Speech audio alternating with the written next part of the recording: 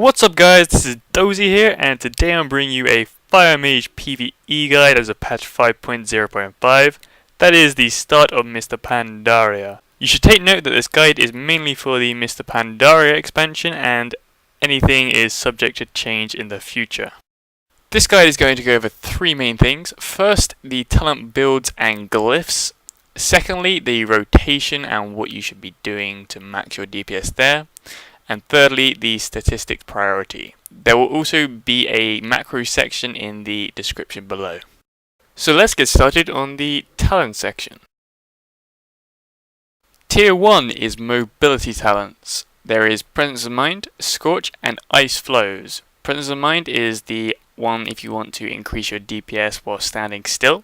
Scorch is an ability which you can use whilst on the move and still does quite a bit of DPS.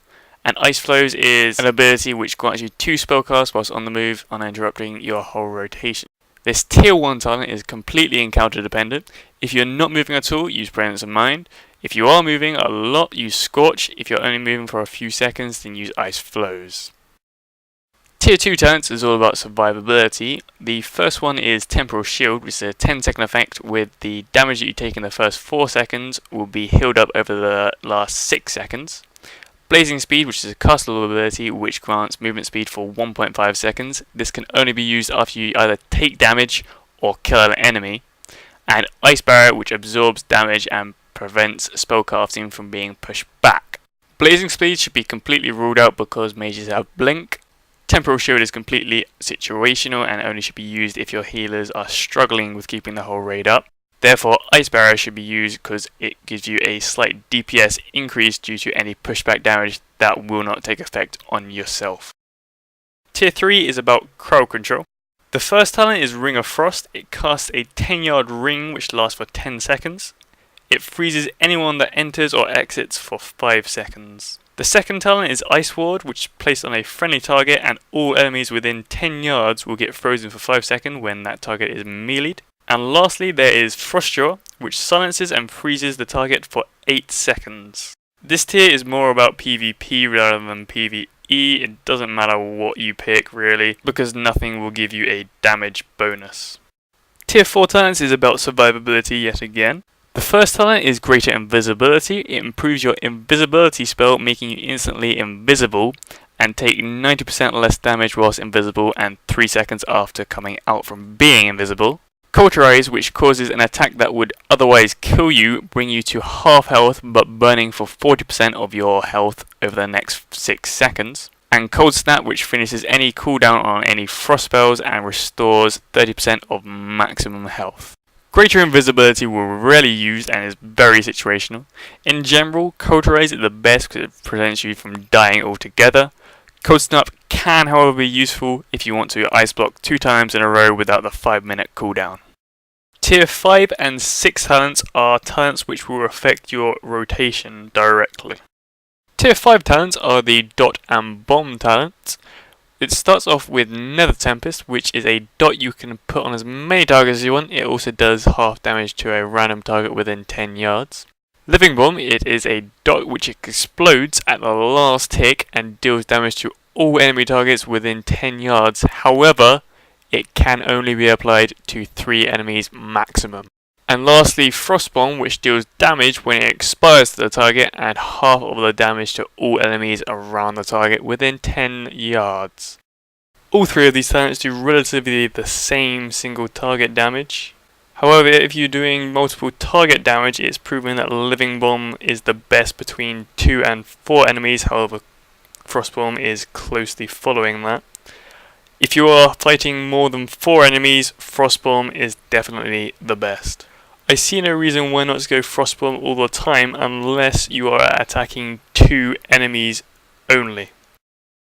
The Tier 6 talents are all about mana management and the spell damage buff you gain from this. Invocation reduces the cooldown of evocation to 10 seconds, however you passively regen 50% less mana. After completing this full evocation you gain a buff which grants you 25% spell damage for 40 seconds. Rune of Power summons a circle on the ground which causes you, if you stand on it, to regenerate 100% more mana and deal 15% spell damage. It replaces Evocation and the rune disappears after 1 minute. And finally, Incanter's Ward, which places an absorption shield on you for 8 seconds. It's kind of like Ice Barrier, which after it disappears to either damage or expiry, grants you up to 30% increased spell damage for 15 seconds and restores up to 18% mana.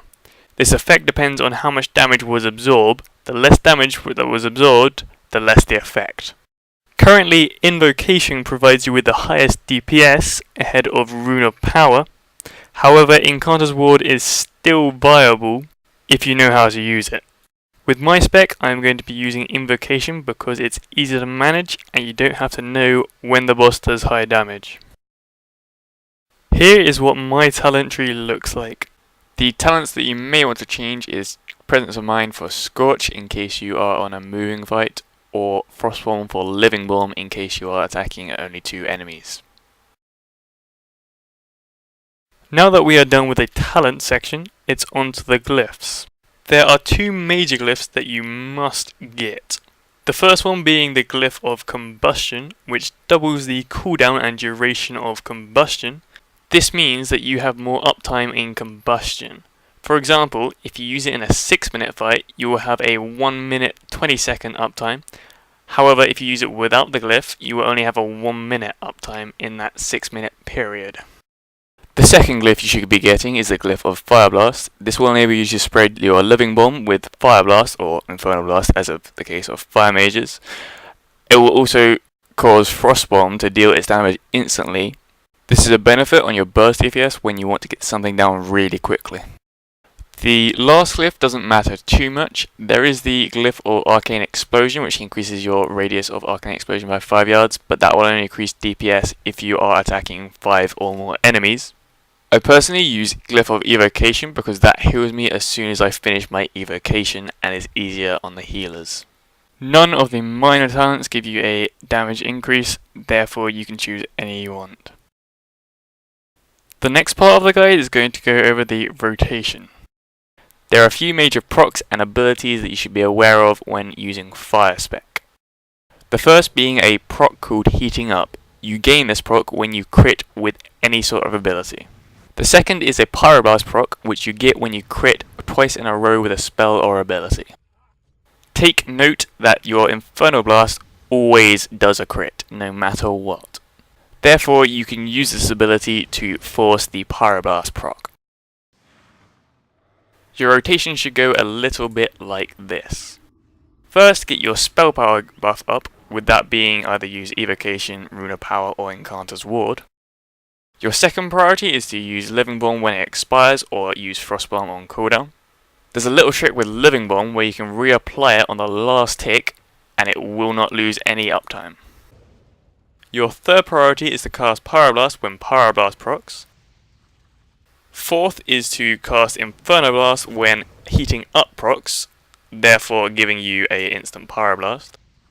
Other than that, your filler is Fireball. You have a certain cooldown as fire, it's called Combustion. This is an initial damage and damage over time ability. The damage over time ability is based on the Ignite plus the Pyroblast dots that are ticking at the time. The only armor you should be using is Molten Armor. As you can see, this rotation is being put into practice with the Evocation first, then I'm going to be using the Frostbomb, then Fireball until I get the Heating Up proc, then simply just using Infernal Blast to get the Pyroblast proc. Rinse and repeat. On a side note, if you are spec'd into Presence of Mind, use it before you're about to use Combustion. You should always use Combustion when you get a big Pyroblast proc and it crits, and when you got all your cooldowns up.